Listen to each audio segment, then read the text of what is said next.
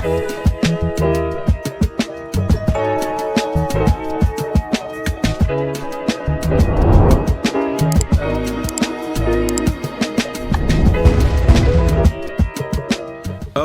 everyone's an episode of On the Wrist from Off the Cuff. Today I have a really cool little kind of dual review for you guys. One, I'm showcasing a really cool kind of JDM gem, as well as featuring it on a really awesome bracelet. So with that said, a little bit about Seiko. They were founded back in 1881. They're Japanese in origin, have factories throughout Asia. They cover all market segments from entry level to high end.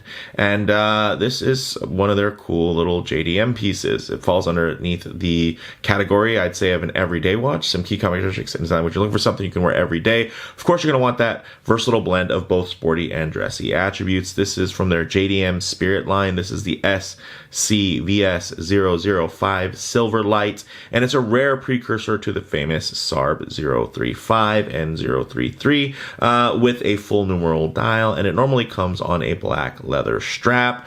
In terms of price points, you can typically find these around $500 pre-owned, plus or minus, depending on the condition and location. It's pretty much going to use that same case as the SARB, so that's why you're going to see it featured here on the Uncle Strap's Continental SARB SCVS bracelet. These bracelets go for $99, and it's a really nice, solid kind of beads of rice like multi-link setup.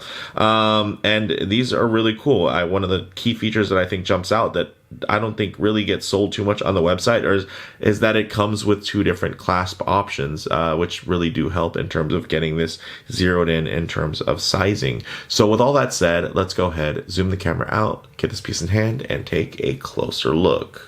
Okay guys, so this one is an absolute looker. It's a real gem. Very, very rare to find these out on the market. The good news is now you know the nomenclature of SCVS005. So if you find one, there are a couple different variations. There's one that has more of a gilt style, similar to my other SCVS model, which I have here.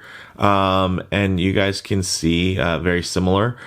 This bracelet is actually the design that Uncle Straps used to create his Continental style, and you guys can see very, very close. But one of the nice improvements are that you get two different clasp options here. He has one that is very similar to the original with 2 points of micro adjust. Here though, you're going to get 3 points of micro adjust as an option, and you're even going to get this nice lip here and a little bit of reshaping to make that flow, I think, even better. So he does one that's a little bit more of a traditional kind of one-to-one style here of the Seiko original OEM clasp, and then he kind of does his own little improved take. But in terms of the build quality, definitely very similar. I would say the one difference is going to be here is going to be pin and collar versus split pins. And then also I would say the beveling doesn't quite roll up as much over the edges as that original bracelet did. You see where the beveling really comes up and over into the links here. It's a little bit cleaner, a little bit more mild versus a little bit wilder here in terms of that aesthetic. But you can see that these are definitely related watches from a very similar family, and I think have a very, very beautiful aesthetic that I'm really happy to be sharing with you guys. So in terms of those dimensions, 38 millimeters in diameter, 11.5 millimeters thick, 45 millimeters lug to lug, stainless steel, brushed and polished with a flat sapphire crystal. You can see a very nice high polished bezel there, which is fixed. Also push-pull crown, which is signed. Something modern Seiko doesn't do as often as it used to. And then you can also notice a nice display case back, which will showcase that older 6R15 Bravo movement, 6R15B. Still 50-hour power reserve because of that Sprawn hairspring beating at 3 Hertz or 21,600 vibrations per hour in terms of the beat rate. And yeah, very clean. You know, you're getting a little bit of Tokyo striping there on the rotor, but that's pretty much it. But everything is very, very crisp, man. Look at the condition there on that underside, the case sides, everything is very nice. Let me just give it a quick little wipe here, and we'll get back to showcasing this bad boy. So you know, you guys know that I'm a big fan of Seiko, and there are just some of those underappreciated gems that are out there, like the SCVS line, because most people are focused on SARBs, and because of that popularity, and rightfully so, they're really nice watches. People are paying a lot of additional inflation on those pieces just because they're very recognizable. What I think is cool here is you're going to have something that's much less recognizable, but to a connoisseur, it's going to stand out even more because it's something different. I mean, this almost looks like a mod or something that you would pay for somebody to commission to put together something like this for you, when you can actually get this as an OEM piece. I mean, look at that. One of the things that was kind of a drawback about the SARB 035 is that the dial is a little bit more on the creamy side. Here, you're definitely going to have something that's more of a pure white, slightly maybe silver toned dial. It's slightly, I would say slightly, because you can notice it is a little bit warmer than the date window, stark white disc. But I think it's still going to render as visually white, and, definitely not a creamy color. It's not going to get confused. Now, getting into the details, you're getting this beautiful flat kind of silvery white dial, like I mentioned, date framed at 3 o'clock with a white wheel and black text. And then you're actually going to also get a very nicely done sloped outer chapter ring. Check that out. One thing that the other SCVS model that I have doesn't have.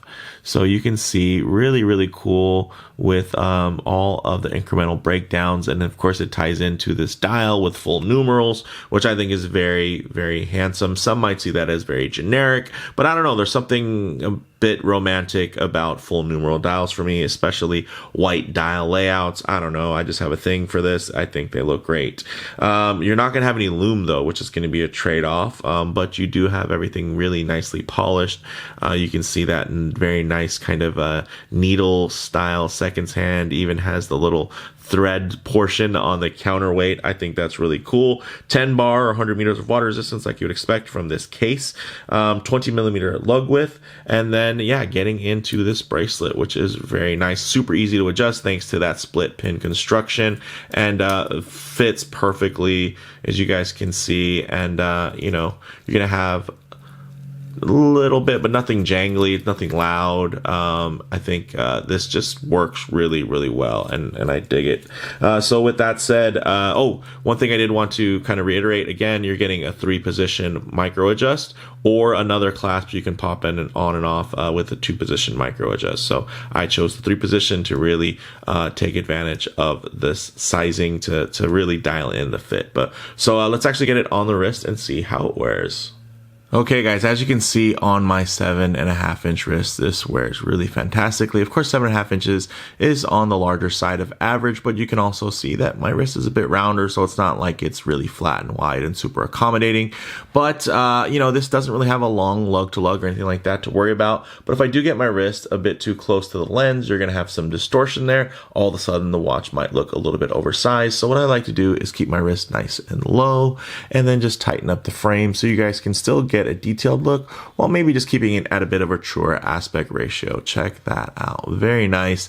And just, for those of you who have experience with the SARB line, it's going to wear just as beautifully. But now on this really cool bracelet, which of course I'm a big fan of. I like that it has Seiko's DNA, and of course Uncle Straps, formerly known as Uncle Seiko, definitely has a little sweet spot for all of us Seiko collectors. We've been using his straps and bracelet options for so long. It's nice to see him even graduating into covering Swiss made models and everything in terms of some of his offerings, going a little bit more upmarket. But this thing is absolutely gorgeous, guys. This bracelet just works for me, and I think it looks really, really nice. And you can see it sits really smartly on the wrist, nice and centered. It's some of you might be seeing this, say, yeah, that looks kind of small. I think it looks really, really good. It's right there at the borderline, thanks in part to that 20 millimeter lug width, which is going to give you enough wrist presence to where if you do have a larger wrist, it doesn't necessarily feel undersized. But with that said, let's actually get it off the wrist. Set up for some loom shots. We can't call them loom shots, but we'll do low light transition and closing thoughts. Okay, let's go ahead and hit the lights here. Hey, so no loom, but I think what you guys are going to notice too is that this is actually still quite legible. Look at that, and kind of very low light. The nice thing is, even though those indices are reflective, if you're in the dark, they're going to reflect, off of dark surfaces. And you're going to get that white dial, which is going to be able to reflect. So you're going to still get a nice bit of contrast. So you're still going to get legibility and readability. But one thing I always like to work in is a bit of a low light transition, because you're always going to be out in the middle of a field enjoying direct sunlight. A lot of times you're going to find yourself coming in and out of buildings, walking underneath the overhangs, or just hanging out underneath the shade of a tree. So it is nice to see what these colors, textures, and finishes render like in less than optimal lighting. To maybe include a bit of harsh lighting, which typically could expose any types of production defects. All you're going to see here is just a little bit of wear and tear thanks to that high 4K resolution. But man, look at that dial. Look at the contrast. It's just very legible, very, very readable. Very, very clean. I'm just digging this one, guys. It's simple. It's nothing special. And I think maybe that's what makes it so special. It's really a lesson in restraint in terms of that design aesthetic. Very clean, that applied logo, giving you a little bit of dimensionality there, as well as, of course, those race indices, giving you a bit of, a little bit of depth. And then even having, adding to that depth and slight visual interest and complexity is you're going to have that sloped chapter ring, which is giving you a little bit of play as well. So yeah, this is definitely one where, man, I just dig it. I mean, it looked great on the black leather strap. I don't think the one, this unit here, I don't think it was on an OEM strap. It was just kind of a black leather crocodile strap. That was, whatever they had around. But this one looks great on leather as well. And I think a lot of it has to do with that numeral layout. And again, guys, this is not super common to see, especially within Seiko. There's a couple of full numeral dials they do, and they end up being quite collectible. And, this is probably one that you didn't necessarily know about, but now you do. And man, this thing looks awesome. So with that said, let's actually get into closing thoughts, guys. On the wrist, you're getting those classic SARB 035 footprint with an even more classic and balanced aesthetic, thanks to some of those little features that we just mentioned, right? Model variants, there's definitely a number of unique options that also share this case, ranging from that SCVS line and into those SARB lines. So, can't really just ramble off every single variation there is, but the nice thing is you can go into eBay and just search Seiko SARB or Seiko SCVS and just see what there is, because there's not a ton of documentation for these pieces. They're not so old where there's a lot of print, and catalogs with these in them, but they're not so new that there's a lot of electronic, photos and everything with specs floating around. So I would say, luckily for us, the aftermarket is quite busy and thriving. So, maybe take a look, because these definitely fall within that kind of neo vintage vein. In terms of comparable models, there are definitely, these are, of course, comparable to the SARB 035, but these are just a rare, kind of lesser known alternative. So I feel like you kind of get the best of both worlds, right? You're getting something as recognizable as a SARB, but it's also more special, which I dig. So for me, guys, bottom line, due to the more under the radar kind of collectability, for me, I think you might actually find one of these for cheaper than the comparable SARB 035, which would likely already be, kind of swapping onto an aftermarket bracelet, or even sometimes aftermarket dials to elevate the overall look. We've seen even Uncle straps, they actually do some really cool pink dials, that look very similar to some very rare OEM models. So a lot of times you're buying these SARBs and they're already, you're kind of paying extra to mod them out. So I think it's kind of cool that you could buy something like this and have less trouble worrying about, the OEM bracelet condition, because you can just buy it for its case condition, and then it can have a beat up strap, and then you put it on this beautiful bracelet. It suits the aesthetic, and everything about it. I think it's just beautiful. So with that said, let me know what you guys think down in the comments below. If you liked the video, please do a like, and if you're not already, please subscribe for more content just like this. Thanks, guys.